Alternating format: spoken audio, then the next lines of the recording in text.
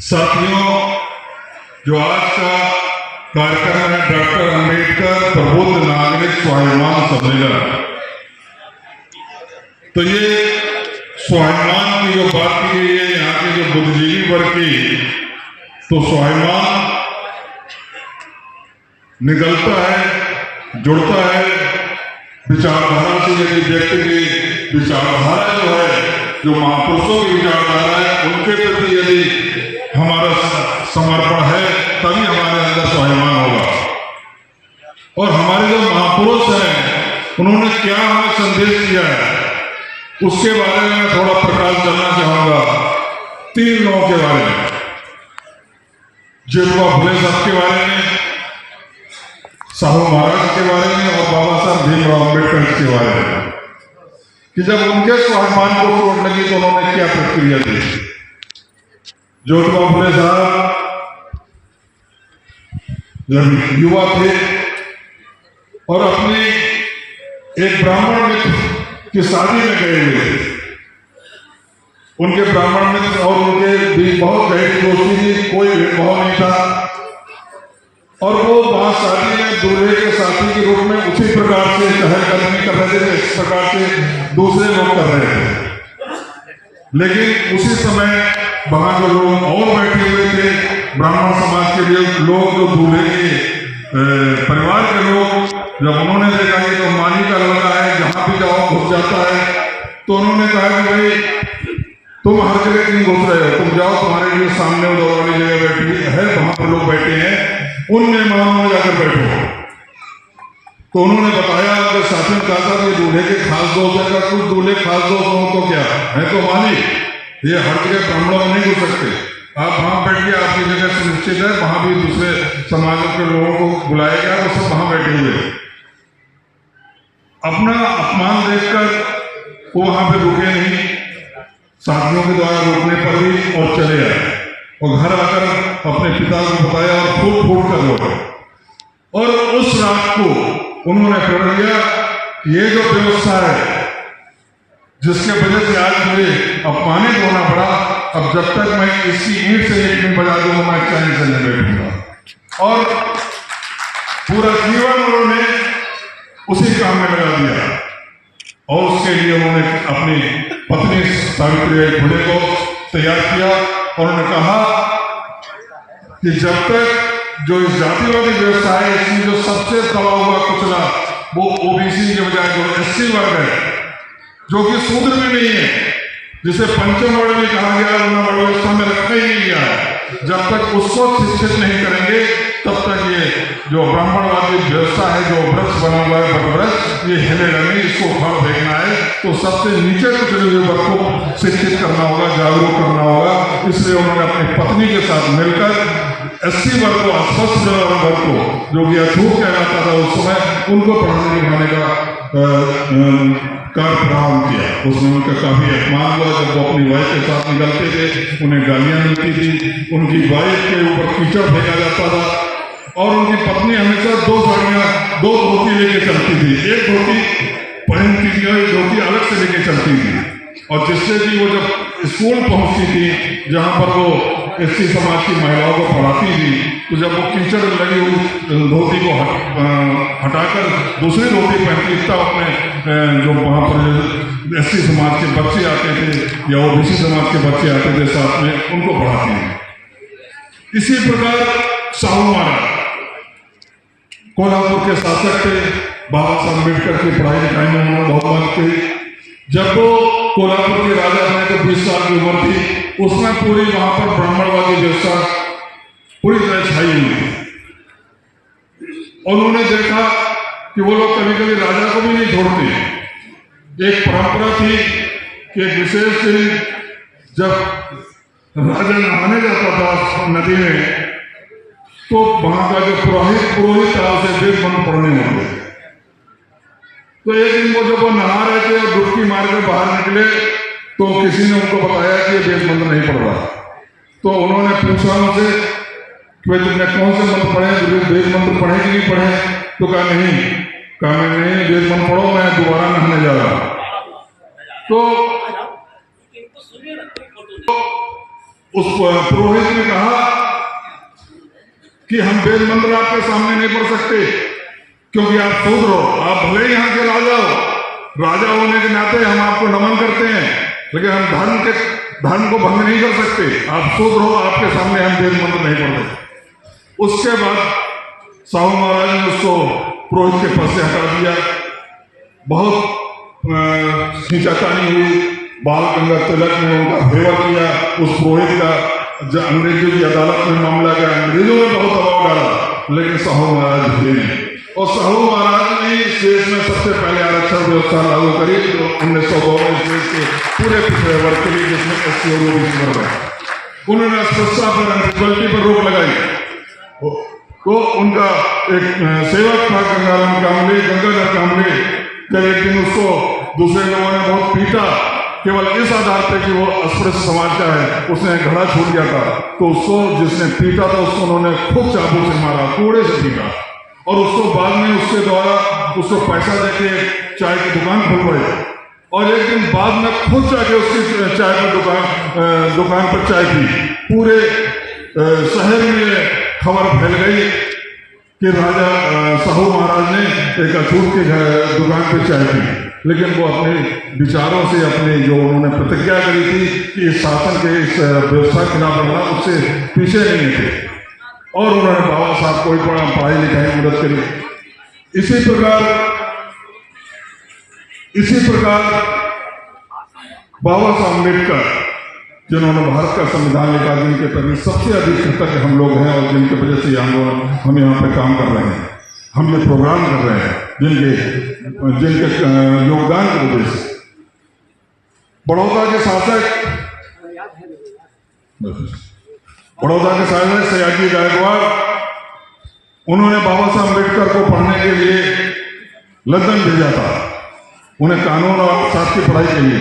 और उस समय उनका उनसे करार हुआ था, समझौता हुआ था कि जब वो लौट कर आएंगे तो अपने जीवन के पहले 10 वर्ष, पढ़ाई लिखाई के बाद के पहले 10 वर्ष बड़ौदा रियासत में सेवा में, और उन्होंने बाबा साहब ने यही किया।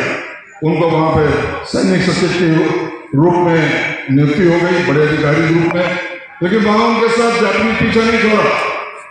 उनको जो उनका मातहत जो था, फाइल लेके आता था उनसे दिखाने के लिए, साइन कराने के लिए, तो फेंक कर फाइल फेंकता था, उनके सामने रखता था। उनको रहने के लिए घर नहीं कहीं मिला, किसी धर्मशाला ने उनको रहने के लिए जगह नहीं दी, राज के दीवान ने भी उनको मदद नहीं करी। और एक पारसी धर्मशाला में वो जब वो रहे तो पारसी ने शर्त पर उनको रहने की जगह दी कि तुम्हें अपना नाम बदल के रहना पड़ेगा, हम तुम्हें पारसी के रूप में रहने देंगे। लेकिन बाद में जब दूसरे लोगों को पता चला कि अरे ये तो अछूत है, जिसको कि गायकवाड़ साहब ने, महाराजा ने इसको सैनिक सचिव के पद पर रखा है, और ये पारसी धर्मशाला में रह रहा है और अपनी जात छुपाकर, तो उन्होंने उसको भड़काया। और बाद में सारे लोगों ने मिलकर, जो मनोवादी विचारधारा के हिंदू समाज के लोग थे वो, और पारसी धर्मशाला का जो मालिक था, उन्होंने बहुत उनको अपशब्द कहे, गालियां दी, उनका सामान उठाकर बाहर भेज दिया। और उन्होंने गायकवाड़ साहब से, महाराजा से भी मदद मांगी, लेकिन वो भी मदद नहीं कर पाया।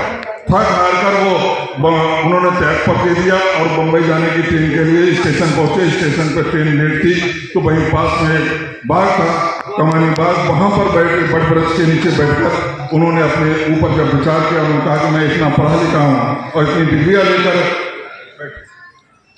खड़े होने से विश्वास, और उन्होंने कहा, उन्होंने सोचा कि जब मेरा इतना अपमान हो रहा है तो देश में रहने वाले करोड़ों लोगों का क्या अपमान होगा। और उन्होंने उसी समय प्रतिज्ञा करी कि अब मैं नौकरी नहीं करूंगा, अपना पूरा जीवन इस जाति व्यवस्था, इस ब्राह्मणवादी व्यवस्था के खिलाफ लड़ने में लगा दूंगा, इसको उखाड़ कर।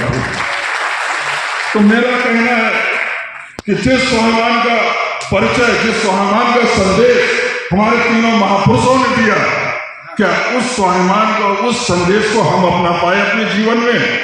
क्या हम उस संदेश के अनुसार अपना जीवन यापन कर रहे हैं?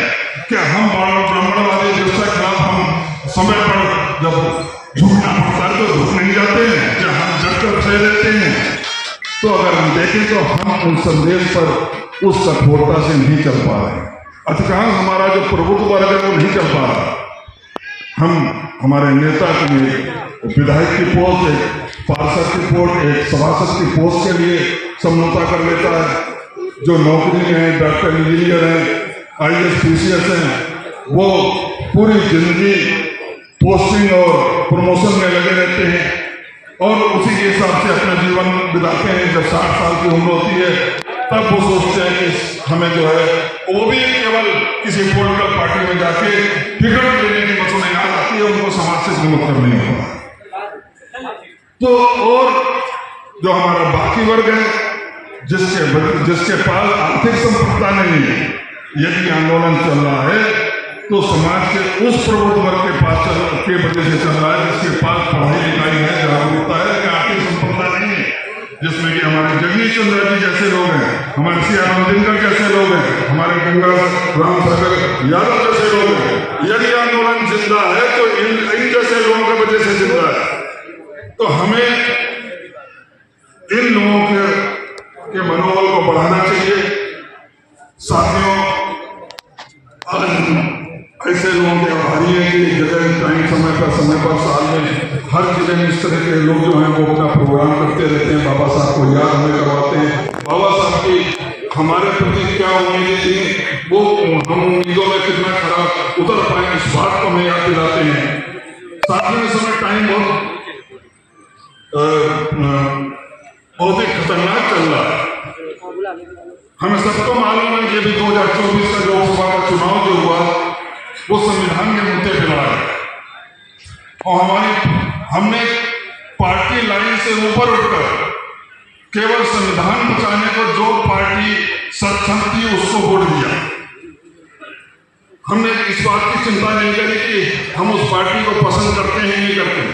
यदि 300 से ऊपर संख्या थी लोकसभा के सदस्यों की भाजपा के पिछले चुनाव में, और उनको हम घटा के अगर 240 के लिए आए तो वो केवल अम्बेडकर वादियों की देन है, केवल अम्बेडकर वादियों की वजह से। क्योंकि पार्टी लाइन से ऊपर अगर किसी ने उठकर वोट किया है संविधान बचाने के लिए तो वो केवल अम्बेडकर वादियों ने दिया। तो इस सोच को हमें कायम रखना होगा। लेकिन खतरा भी टला नहीं। पिछले जितने दिन बच्चे हुए हैं नई सरकार को आए, उन्होंने ये अपने कामों से, अपने एजेंडा से ये संदेश दे दिया है कि हम अपने एजेंडा में रुकने वाले नहीं हैं। उन्होंने प्रयास किया लेटरेंटी द्वारा 45 सीनियर पदों पर लोगों को भरने का, वो दूसरी की हमारे दबाव वजह से वो वापस ले लिए। इसी प्रकार तमाम काम हुए। बककोट वाला भी मामला में फंसा हुआ है। तो और अपने जो प्रतीकात्मक काम वो बहुत करते हैं, प्रतीकात्मक काम बहुत करते हैं कि हमको फंसा लें। हम भी सोचने लगते हैं, हमारे आदमी सोचने लगते हैं कि आखिर काम तो जो कांग्रेस नहीं कर पाई वो भाजपा कर रही है। 26 अलीपुर रोड पर जहाँ बाबा साहब का देवस्थान हुआ था उसको उन्होंने मेमोरियल बनवाया। हिंदू में जहाँ दादर के पास चैट भूमि है, जब बाबा साहब का अंतिम क्रिया हुई सबके साथ उनको किया गया, चैट भूमि बनी हुई है। वहाँ पे सरकार की बहुत प्रयास किया, कांग्रेस ने सर्व हिंदू को ले लिया, मोदी गवर्नमेंट ने आते हैं उनको सौंप दिया कि भाई आप अपना मोदी आगे बढ़ा लीजिए। चैट भूमि के साथ बनी हुई है हिंदू में। अभी कुछ साल पहले लंदन में जिस घर में रहकर बाबा साहब अम्बेडकर ने पढ़ाई लिखाई करी थी वो घर बिकने लगा। जैसे ही पता चला तुरंत गवर्नमेंट ने उस घर को फेर लिया। वहां मैंने बना दिया, जुलाई में मेरा जाना हुआ तो मैं घर में रुक गया बाबा साहब को नमन करने के लिए। और अभी कुछ दिन पहले महाराष्ट्र में जो फुले साहब की सावित्रीबाई फुले साहब की दोनों पति पत्नियों की एक बड़ी बहुत ही आदर मूर्ति लगाई गई है वहां की सरकार ने, तो भाजपा सरकार, गठबंधन सरकार। मेरा कहना है कि वो हमारे प्रतीकों के, हमारे महापुरुषों को तो अपना रहे हैं लेकिन हमारे महापुरुषों की विचारधारा को लगातार दफन करने का काम कर रहे हैं। इस बात को हमें समझना होगा। उनके प्रतीकों से हमें खुश नहीं होना। हमें इस बात से नहीं पूछना होना कि उन्होंने बाबा साहब के घर को खरीद लिया, जिसमें पढ़ते दे दिया, जो काम पिछली सरकारें कि बाबा साहब की विचारधारा को आगे बढ़ाने का काम कर रहे हैं या उस विचारधारा को ध्वस्त करने का काम कर रहे हैं। इन सारी बातों को ध्यान करते हुए हमारे प्रमुख वर्ग को आगे की रणनीति बनानी होगी।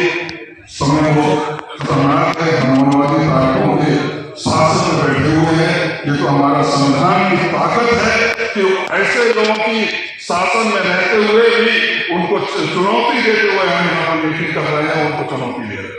ये संविधान की देन है, तो इस बात को हमें समझना होगा।